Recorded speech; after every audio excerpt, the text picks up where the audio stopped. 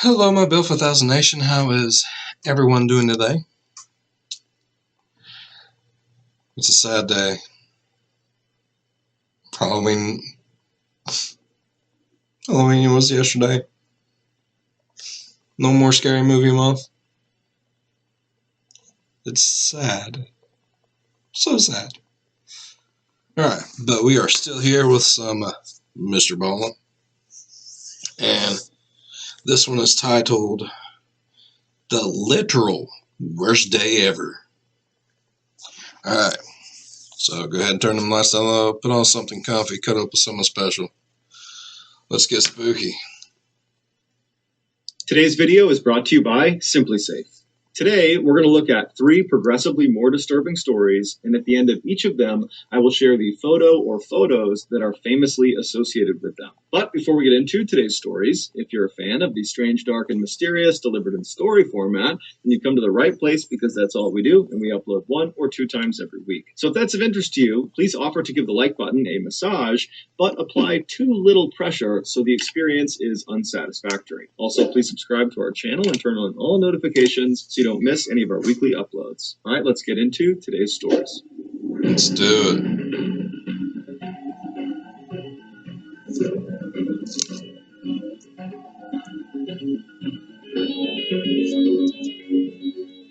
On August 15th, 2003, 41-year-old veteran construction worker Ron Hunt was part of a crew that was building a house in Reno, Nevada. On that particular day, Ron knew before he could do anything else on the job site, the first thing he needed to do was drill a couple of large holes in the ceiling of one of the rooms in this house. And so as soon as he got to the job site that morning, he went in the back of his truck and pulled out a 6-foot-tall stepladder and a drill, and then walked into that particular room. Once inside, he opened up his stepladder and placed it where he wanted it, and then he tested his drill by squeezing the trigger a couple of times. And so once he knew that worked, he climbed up the ladder a couple of steps, not to the very top, but just a couple of steps, and began punching holes in the ceiling with his drill. Now, at first, these holes were very easy to punch through.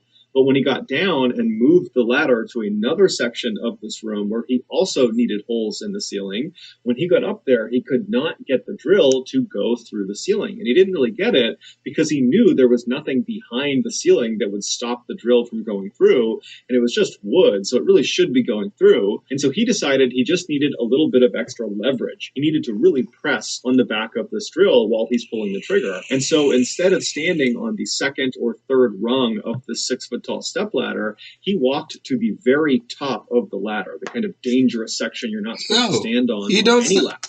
What? It even says on it, do not stand on this, not a step. I mean, most of them you can plainly see it's where you sit your paint buckets, got the holes, put your screwdriver, your hammer.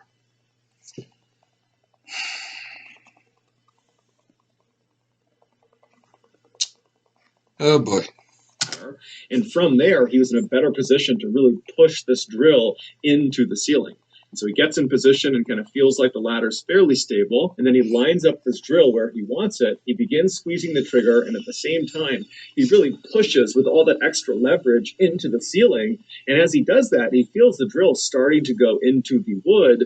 But at the same time, he's pushing so hard that he's not realizing he's pushing down with his feet at a bit of an angle. And at some point, he pushes too hard and he causes the ladder to spill out from underneath him. Ron instinctively tried to throw the drill away from him, which is a common practice amongst construction workers. You don't want to land on your gear, it could hurt you. But he wasn't able to throw the drill far enough away from him. And even worse, the drill, when it hit the ground, basically right underneath him, it landed on its back with the drill bit pointing straight up into the air. And so when he fell down face first, his right eye socket landed directly on the drill. And so this 18-inch long, No. Okay, no. I don't want. I don't want. I don't. No.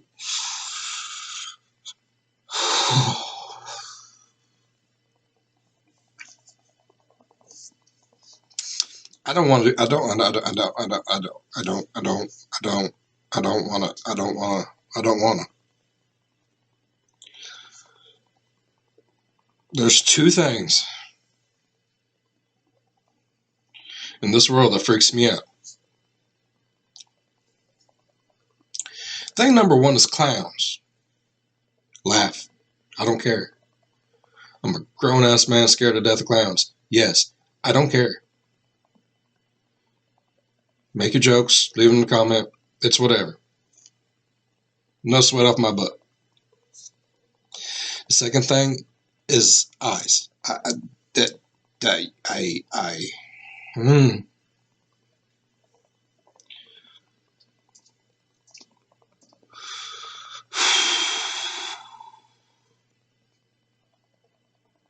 feel like I'm gonna hurl everywhere. I don't want to do this. I don't. No.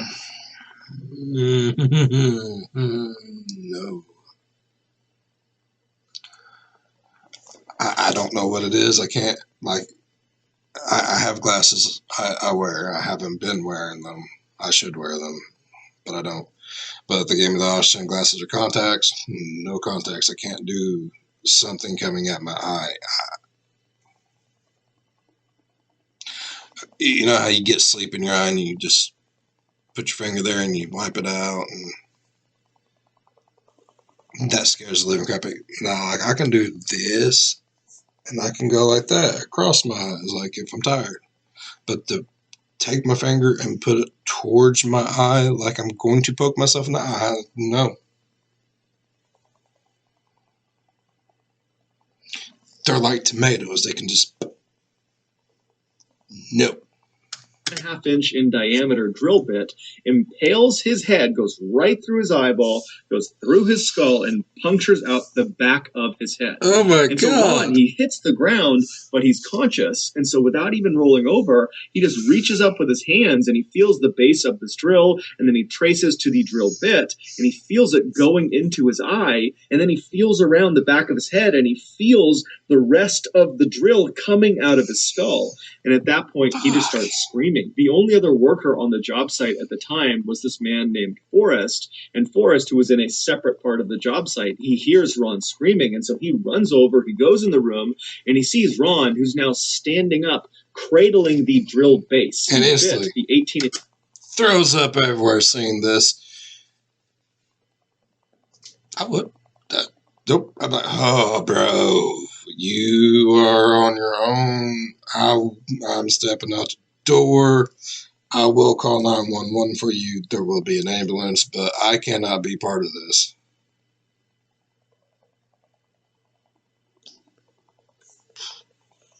bit is still poking through his head. And so Ron is looking at Forrest and then turns to the side to show him that he's been fully impaled by this thing. And Forrest is totally horrified at what he's seeing. He can't believe Ron is even alive. But then Forrest jumps into action. He rips his shirt off, runs over to Ron, and kind of wraps it around his head to try to control the bleeding a little bit. And then he tells Ron to stay where he is. And then Forrest ran out of the job site, ran about 1,000 feet away to the nearest house. And he was able to use their phone to call paramedics. The paramedics arrive in an ambulance a few minutes later, and they find Ron sitting next to Forrest, just with this drill still in his face. Ron is very obviously in shock because he's not making any sound. He's totally conscious, but he's just kind of staring blankly, holding onto this thing. And so the paramedics, they go over and they detach the drill base from the drill bit. So all that's left is the actual 18-inch rod that's been pushed through his head. And then they take Ron via ambulance to a local hospital. And from there, they actually fly him in a helicopter to a bigger hospital that can handle this kind of injury. And so when he arrives at this larger hospital, they rush him immediately to the operating room. And at first, the surgeons attempted to cut off either end of this bit, the part that's sticking out the front of his eye and the part that's sticking out the back of his head. But they realized once they did that, there would still be this huge piece of bit that was stuck in his skull, and that would obviously be a huge problem. And so after thinking about it, they decided their best bet was just to unscrew the bit from his head. And so they gave him some morphine, and then over the next couple of hours, the doctors slowly twisted this piece of metal until it finally unwound itself out of his skull.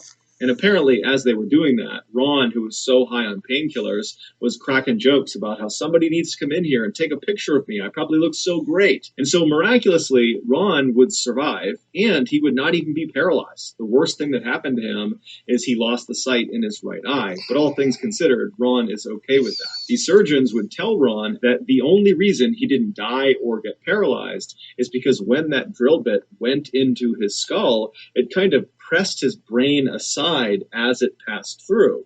Had it punctured his brain when it went through, that almost certainly would have killed him, but by some unbelievably slim chance, it did not, and he survived. Here is Ron's X-ray.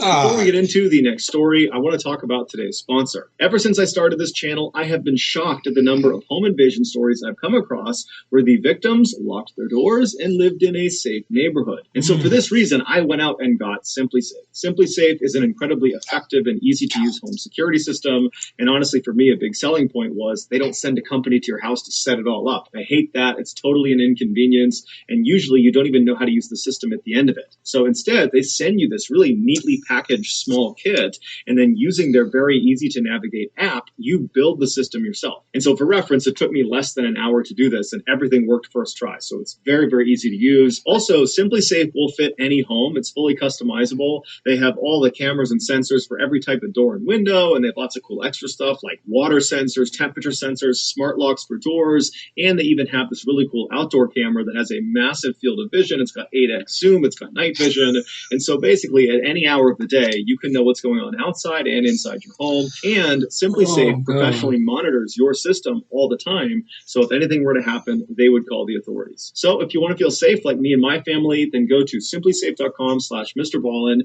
If you sign up with that link, you can get at least 30% off when you get your SimpliSafe system. All right, back to the stories. Do it. At least 30% off. In 2009, 15-year-old Christina Grimmie finally caved and made her own YouTube channel. For years, her friends and family had been begging her to do this because Christina had this incredible singing voice that they wanted the world to hear. But Christina had always been hesitant because she was a bit of an introvert. But that year, Christina was feeling more outgoing, and so she took the plunge. She makes this channel, and in July of that year, she uploads her first 2 songs. They were both cover songs, and she was really proud of them. But when she uploaded them, they didn't get very many views. And so Christina probably was not very excited about making more videos.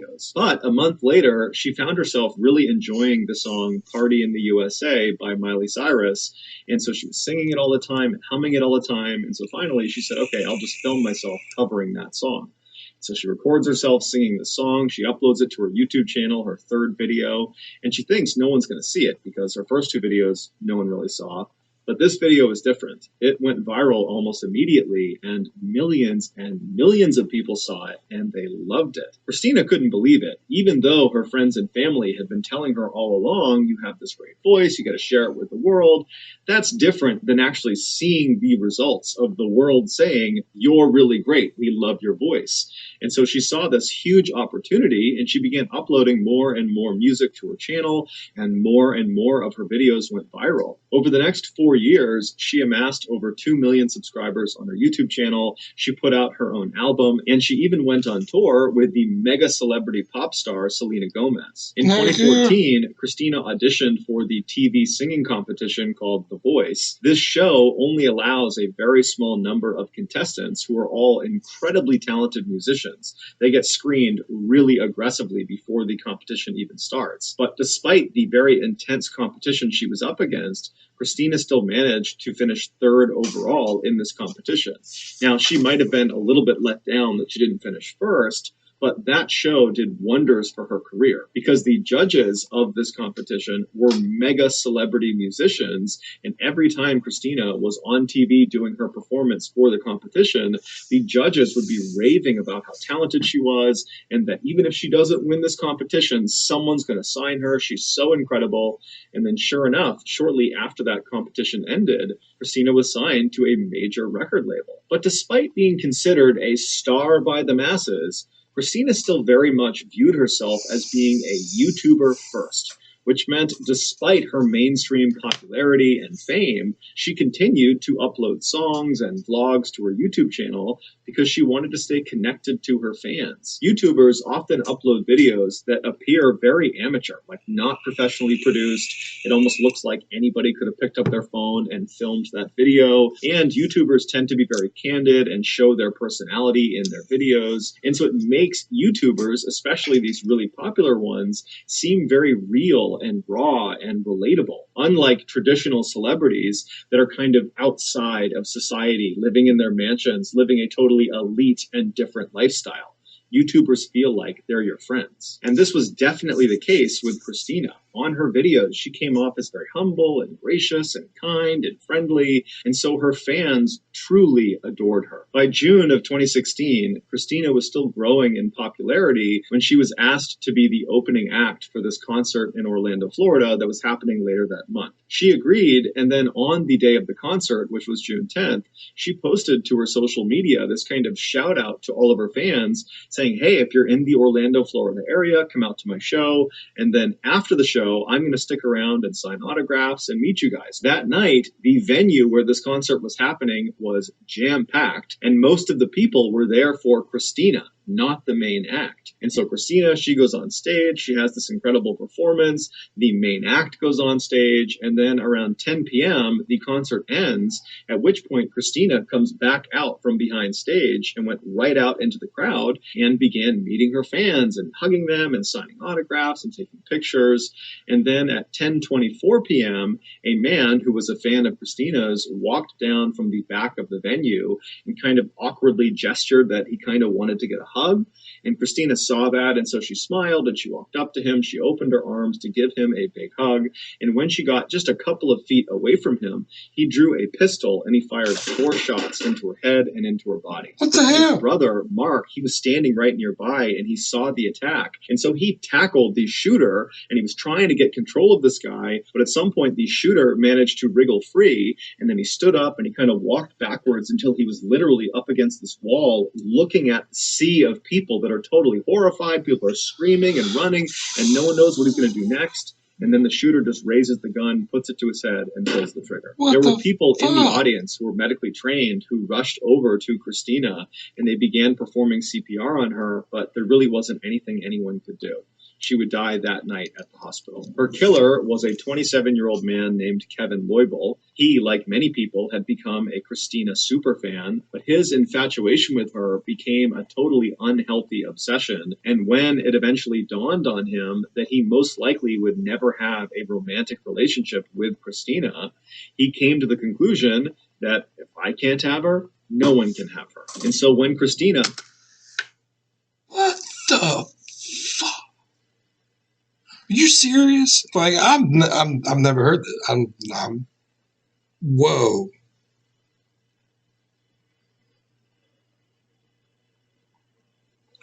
Bro, Fang, dude. Brings all the crazies out of the woodwork, don't it? Like that's so messed up.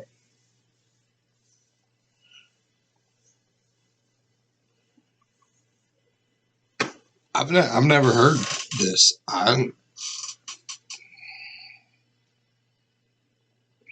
Yes, I live under a rock. I'm sorry, but no,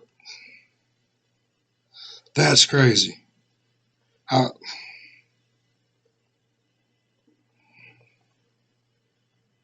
I'm sorry. I know this probably sounds naive. I just don't understand how someone could take someone else's life like that. I mean, how does a fan who's, I'm sure they started off as a fan like, oh my God, I love this person.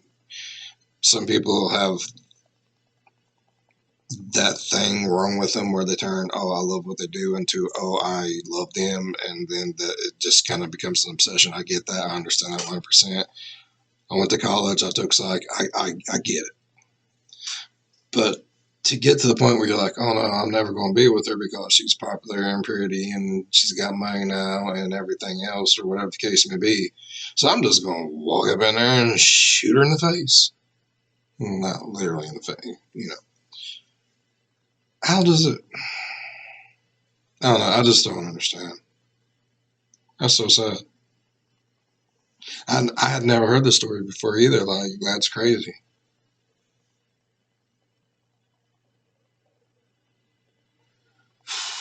Put that post out on social media asking people to come to Orlando to see her show and meet her after the show. He took that as an opportunity to go kill her. And so he lived in St. Petersburg, Florida, which is 120 miles away. And so he sees this post on social media. He grabs his 2 pistols, some extra ammunition. He gets a large hunting knife, and then he calls a cab. The cab drives him 120 miles northeast to Orlando, Florida. Wow. And then he gets into the venue with his weaponry because there weren't metal detectors and no one was frisking people as they came inside. And so he was in the back of the venue during the show. And then when it was over, he kind of lingered back, allowing other fans to go up and, kind of mob Christina. And then when there was a lull and there were less people down there with her, he strode right down the aisle and he ended her life. Here is a photo of Kevin standing in the back of this venue just moments before the show came to an end.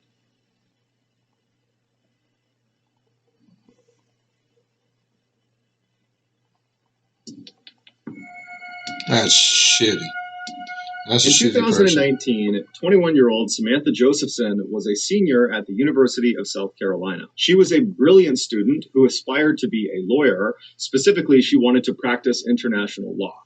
And so in order to do that, she needed to be able to speak other languages besides English. And so during her college years, she had really leaned into Spanish and become quite good at it rather quickly. During her college Spanish studies, one of her professors was a woman named Daniela Jaimes. Daniela very quickly recognized in Samantha that she had this incredible intellect and work ethic and just knew she was destined for greatness. In fact, she compared Samantha to Amal Clooney, who is George Clooney's wife and is considered to be one of the most famous international lawyers ever. And so just out of a general interest to see Samantha succeed, Daniela...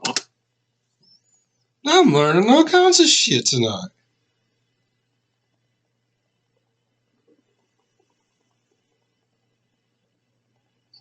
Okay.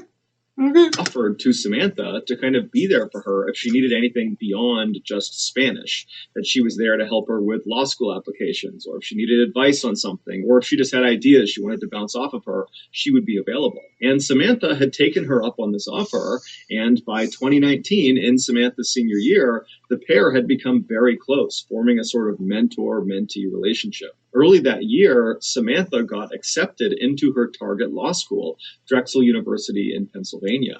And so after telling her mother and father, Samantha ran to Daniela's office to tell her mentor the great news. And the two hugged and laughed and celebrated right there in the office. It was clear that everything was falling into place for Samantha, and Daniela was just very, very proud of her. A few weeks later, on March 29th, Samantha decided to go out with her friends for some drinks. Now, Samantha normally spent a lot of her time studying, even on the weekends, but since she was about a month away from graduation and she was already accepted to law school and really didn't have that much work since it was the end of the year anyways, she decided she could cut loose for that weekend. So she, along with her friends, head out to this downtown area called 5 Points, which is right near the University of South Carolina, and it's an area that's full of shops and restaurants and bars, so on the weekends, it is packed with college students. Samantha and her friends hop from bar to bar. They're having a great time. And then around 2 a.m., the group found themselves in a bar called Bird Dog. And while they were there, because it was so crowded, the group of friends got separated.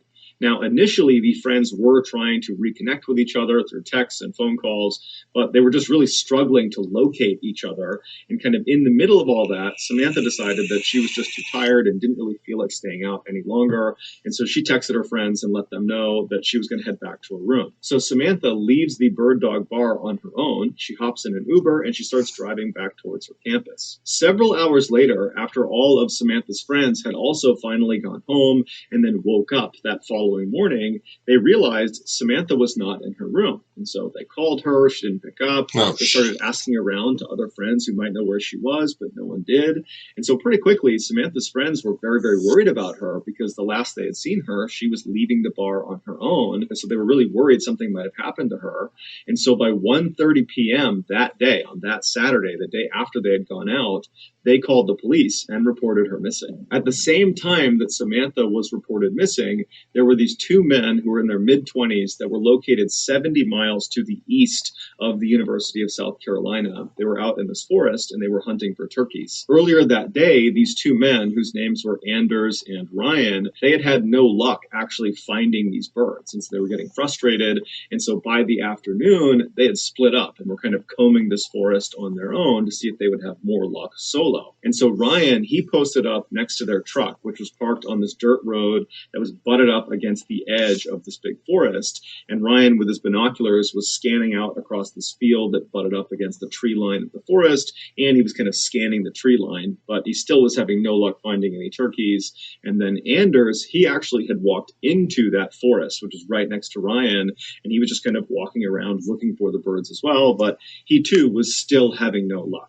And so around 4:30 p.m., Anders, who's the one in the forest, he finally is just ready to admit defeat and leave empty-handed. And so he turns around and begins walking out of the forest in the direction of Ryan. And so at this point, he's maybe 100 or 200 feet away from Ryan, but the trees are very thick and they can't really see each other. And so Anders is just kind of walking in that direction. He's not looking for birds anymore, so he's not scouting around. He's just kind of looking straight ahead. And as he's walking, something catches his eye off to the left behind some trees. It was pretty far away, but he instinctively turned and looked, and he couldn't really tell what it was. It wasn't a turkey, but it wasn't anything that should have been in the forest. And so he decided he would go get a better look. And so he turned away from Ryan and went left and started cutting through the trees. And he kept walking until his view of this thing was no longer obscured by trees. And when he got a full look at this thing that had caught his attention, he stopped where he was. He yelled for Ryan, who couldn't see him, but he yelled for him to come into the woods and look at this. And as Ryan is running into the forest to see what's going on, Anders is pulling his phone out and calling the police. When the police finally show up, they find Anders and Ryan, and they're very shaken up, and they're sitting on the back of their truck on that dirt road where Ryan had been. And so the police pull up to them, they speak to them and get directions of how to get to what they saw inside of the forest. And then the police officers walk into the forest, they follow the directions, and before long, they're looking down at Samantha. 14 hours before her body was discovered, Samantha left. How did she get 70 miles away, Dad? I know he's going to tell me, but Dad, what?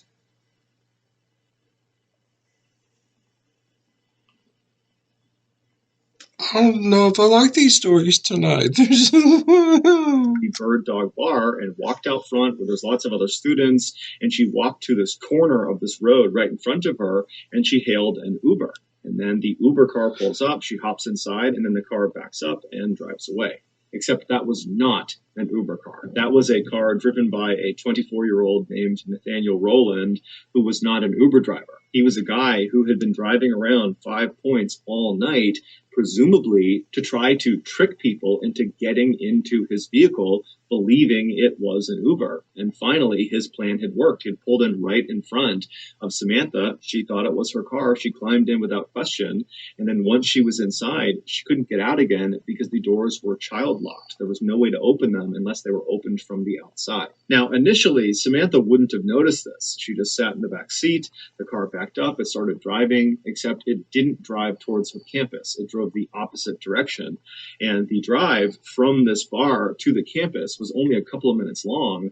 And so even if she wasn't really paying attention, she would have recognized fairly quickly they were going the wrong way, because again, she's expecting to get dropped off within a couple of minutes. Now, we don't know what actually happened inside that car in terms of how Samantha actually handled this realization that he was taking her the wrong way.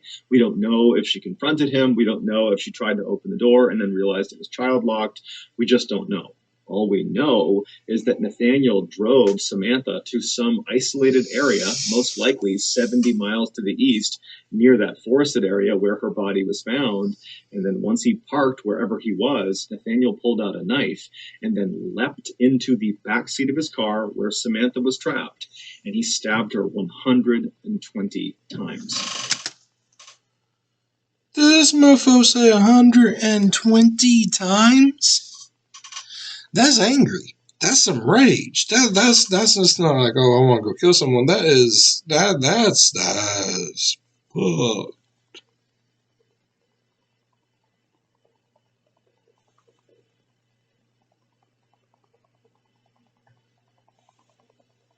120 times. That's overkill, bro. That, like, she was probably dead by like the, I don't know, 5th, 6th, no more than 10th.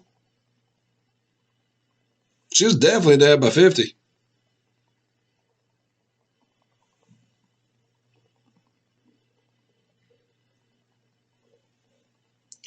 What is wrong with people? And after he was finished stabbing her, it would take Samantha over 10 minutes to finally die. Within hours.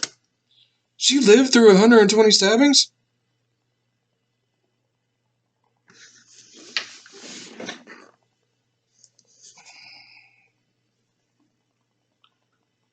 Whoa.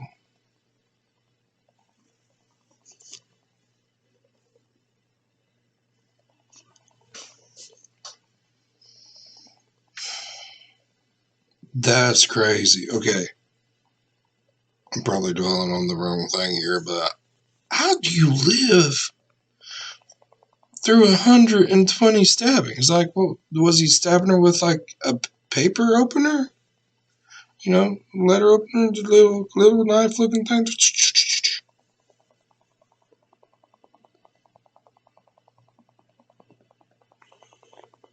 I mean, after what, 100, you're literally like a pincushion. Like, basically, what, a freaking sponge?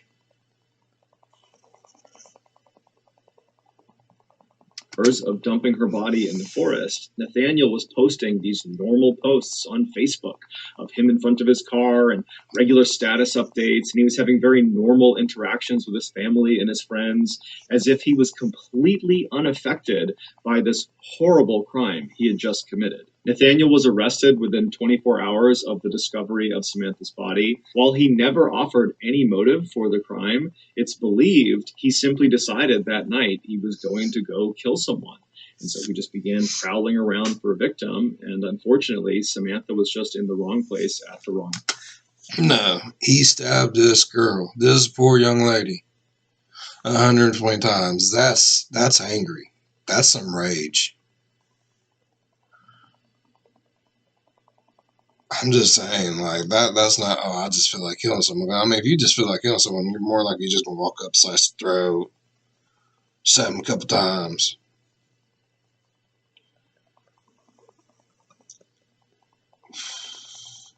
I mean, eventually your arm is going to get tired. Either way. Oh, my God. Nathaniel was ultimately convicted of her murder and was sentenced to life in prison. Here are the final images of Samantha as she climbs into Nathaniel's car. And you stab him 120 times, see what the hell happens.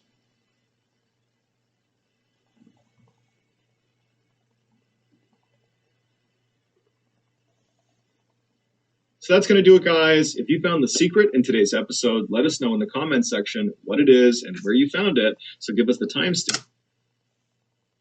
Dang, y'all, this one was messed up.